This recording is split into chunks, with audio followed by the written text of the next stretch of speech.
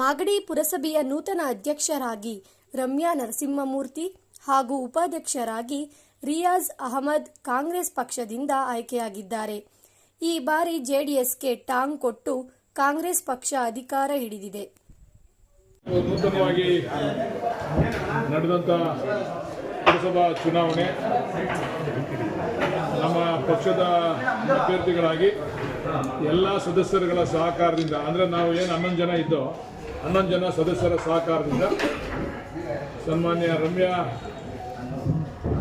ನರಸಿಂಹಮೂರ್ತಿರವರು ಅಧ್ಯಕ್ಷರಾಗಿ, ರಿಯಾಜ್ ಅಹಮದ್ ರವರು ಉಪಾಧ್ಯಕ್ಷರಾಗಿ ಆಯ್ಕೆಯಾಗಿದ್ದಾರೆ. ಆಯ್ಕೆ ಆಗೋದಕ್ಕೆ ಸಹಕಾರ ನೀಡಿದಂಥ ಎಲ್ಲ ನಮ್ಮ ಪಕ್ಷದ ಸದಸ್ಯರುಗಳಿಗೆ ನಾನು ಈ ಸಂದರ್ಭದಲ್ಲಿ ಅಭಿನಂದನೆಯನ್ನು ಸಲ್ಲಿಸ್ತೇನೆ. ನಾನು ಈಗಾಗಲೇ ಹೇಳಿದ್ದೀನಿ, ಪುರಸಭೆಯೂ ಕೂಡ ನಮ್ಮ ತೆಕ್ಕೆಗೆ ಬಂದಿದೆ. ನಮಗೆ ಜವಾಬ್ದಾರಿ ಜಾಸ್ತಿ ಆಗಿದೆ. ಎಲ್ಲ ವಿಚಾರಗಳಲ್ಲೂ ಕೂಡ ಮೂಲಭೂತವಾದಂಥ ಸೌಕರ್ಯಗಳನ್ನು ಪ್ರಮುಖವಾಗಿ ಪಟ್ಟಣಕ್ಕೆ ಕೊಡ್ತಕ್ಕಂಥ ಕೆಲಸ ಈಗಾಗಲೇ ಚಾಲನೆಯನ್ನು ಕೊಟ್ಟಿದ್ದೀವಿ ನಾವು. ಆದರೆ ನಮಗೆ ನನ್ನ ಪಕ್ಷದವರು ನಮಗೆ ಸಹಕಾರ ಕೊಡ್ತಕ್ಕಂಥ ಸದಸ್ಯರುಗಳು ಮತ್ತು ಅಧ್ಯಕ್ಷ ಉಪಾಧ್ಯಕ್ಷರು ಬೇಕಾಗಿತ್ತು. ಈಗ ಅದೇ ರೀತಿ ಸದಸ್ಯರುಗಳ ಸಹಕಾರದಿಂದ ಆಗಿದೆ. ಮುಂದೆ ಒಂದು ಬದಲಾವಣೆಯನ್ನು ತರ್ತೀವಿ. ಸರ್, ಗುಡ್ ಮಾರ್ನಿಂಗ್ ಮಾಗಡಿ ಕಾರ್ಯಕ್ರಮ ಮುಂದುವರಿಸ್ತೀರಾ? ಗುಡ್ ಮಾರ್ನಿಂಗು ಮುಂದುವರಿಸ್ತೀವಿ, ಗುಡ್ ಈವ್ನಿಂಗು ಮುಂದುವರಿಸ್ತೀವಿ. ಕಸ ವಿಲೇವಾರಿ ಸಮಸ್ಯೆ ಇದೆಯಲ್ಲ ಸರ್, ಅದ್ರ ಬಗ್ಗೆ ಮಾತಾಡಿ. ಅದಕ್ಕೀಗ ಉಪಾಧ್ಯಕ್ಷರು ಜವಾಬ್ದಾರಿ ತಗೋಬೇಕು ಅಂತ ಈಗಾಗಲೇ ಕಟ್ಟಪ್ಪಣೆ ಕೊಟ್ಟಿದ್ದೀನಿ.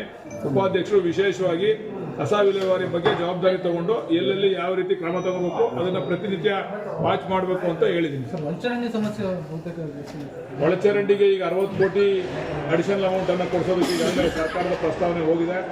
ಅದನ್ನು ಇವಾಗ ಅಡಿಷನಲ್ ಅಮೌಂಟನ್ನು ಕೊಟ್ಟ ತಕ್ಷಣ ಇರ್ತಕ್ಕಂಥ ಸಮಸ್ಯೆಗಳನ್ನೆಲ್ಲ ಬಗೆಹರಿಸ್ತೀವಿ.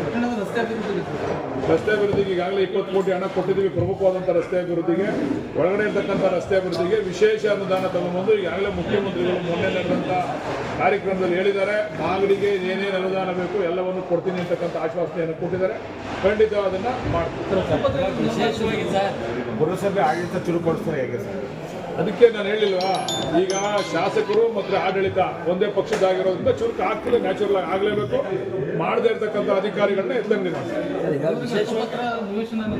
ಎಲ್ಲನೂ ಇನ್ನು 6 ತಿಂಗಳೊಳಗಡೆ ಯಾವುದೇ ಸಮಸ್ಯೆಗಳು, ಹಕ್ಕುಪತ್ರ ಸಮಸ್ಯೆ ಇರಲಿ, ಬೇರೆ ಬೇರೆ ಯಾವುದೇ ಸಮಸ್ಯೆಗಳಿದ್ರೂ ಕೂಡ ಕೂತು ಪರಿಶೀಲನೆ ಮಾಡಿ, ನಮ್ದೊಂದು ಒಳ್ಳೆ ಟೀಮ್ ಇದೆ.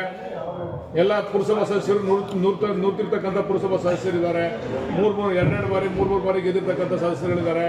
ಎಲ್ಲರೂ ಕೂತು ಸಮನ್ವಯದ ರೀತಿಯಲ್ಲಿ ಈ ಪಟ್ಟಣವನ್ನು ಅಭಿವೃದ್ಧಿಯನ್ನು ಮಾಡ್ತೀವಿ. ಸರ್, ಈಗ JDS 3 ಸದಸ್ಯರು ನಿಮ್ಮ ಜೊತೆ ಬಂದರು, ಅವ್ರನ್ನ ಇದು ಮಾಡಿದ್ರು ಅಂತ. ಇಲ್ಲ, ನಮ್ಮ ಜೊತೆಲಿ ಏನು ಬರಲಿಲ್ಲ. ಅವ್ರು ಅಲ್ಲಿ ನಡ್ಕೊಂಡ್ ಬರ್ತಿದ್ರು, ಕುಣಿಸ್ಕೊಂಡ್ ಬಂದಿದ್ದೀನಿ ಅಷ್ಟೇ. ಅವ್ರೇನು ನನ್ನ ಜೊತೆ ಬಂದಿಲ್ಲ. ಅವ್ರು ನಮ್ಮ ಜೊತೆ ಯಾಕೆ ಬರ್ತಾರೆ? ನಾವು 11 ಜನ ಇದ್ದೋ, ನಾವು 11 ಜನ ಬಂದೋ.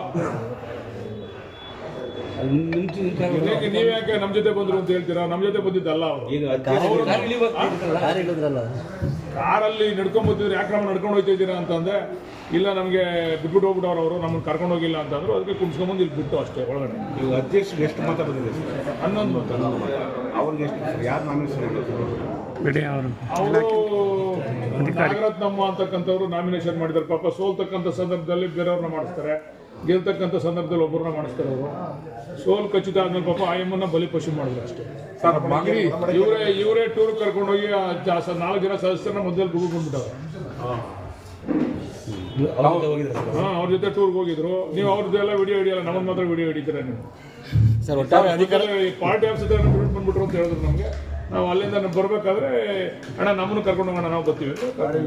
ಸರ್, ಒಟ್ಟಾರೆ ಅಧಿಕಾರ ಚುಕ್ಕಾಣಿ ಇಡೋಕ್ಕೆ ಯಶಸ್ವಿಯಾಗಿದ್ದೀರಾ? ಇದ್ರ ಬಗ್ಗೆ ಏನು ಹೇಳ್ತೀರಾ? ಯಶಸ್ವಿ ಏನಿಲ್ಲ, ಯಶಸ್ವಿ ಅನ್ಕೊಳ್ಳೋದು ಬೇಡ. ಇದನ್ನು ನಾವು 11 ಜನ ಇದ್ದೋ, ಅವರೆಲ್ಲ ಆಂತರಿಕವಾದಂಥ ಭಿನ್ನಾಭಿಪ್ರಾಯದಿಂದ ನಮಗೆ ಅಧಿಕಾರ ಸಿಗುತ್ತೆ. ಒಡಂಬಡಿಕೆ ನಿಮ್ಮಲ್ಲಿ ಮತ್ತೊಬ್ಬರಿಗೆ ಅವಕಾಶ ಮುಂದೆ ಬರೋಂಥ ಅವಕಾಶ ಇದೆ. ಅದನ್ನು ನಾನಲ್ಲಿ ಹೇಳ್ತೀವಿ. ಸೂಕ್ತ ಸಂದರ್ಭ ಬಂದಾಗ ಸರ್, ಮಾಗಡಿ ಪಟ್ಟಣ ನಾವು ಬೇರೆಯವ್ರಿಗೆ ಅವಕಾಶ ಮಾಡ್ಬೋದು. ಮಾಗಡಿ ಪಟ್ಟಣದಿಂದ ಅಧಿಕಾರ ಹಿಡಿದಿದ್ದೀರಿ, ಏನು ಹೇಳ್ತೀರಿ ಸರ್ ನಾಗರಿಕರಿಗೆ? ವಿಶೇಷವಾದಂಥ ರೀತಿಯಲ್ಲಿ 6 ತಿಂಗಳಲ್ಲಿ ಒಂದು ಬದಲಾವಣೆಯನ್ನು ಮಾಗಡಿ ಪಟ್ಟಣ ಜನಕ್ಕೆ ತೋರಿಸ್ತೀವಿ. Thank you.